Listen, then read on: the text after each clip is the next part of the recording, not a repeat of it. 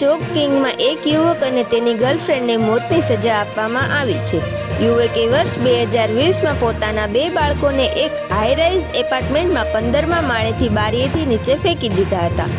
એવું કરવા માટે તેની ગર્લફ્રેન્ડને તેણે પ્રોત્સાહિત કર્યો હતો. ચીનની કોર્ટે મામલા જાણ્યા બાદ બંનેને મોતની સજા સંભળાવી હતી.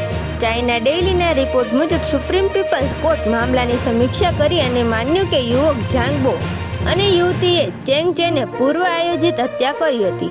કપલ ઝાંગના બાળકોને પોતાના લગ્નમાં અડચણરૂપ માનતા હતા, જેના કારણે બાળકોને આકસ્મિક રીતે નીચે પડી ગયા હોવાનું નાટક રચ્યું. આ કારણે 2 નાના બાળકો, એક 2 વર્ષની બાળકી અને 1 વર્ષના બાળકનું મોત થઈ ગયું.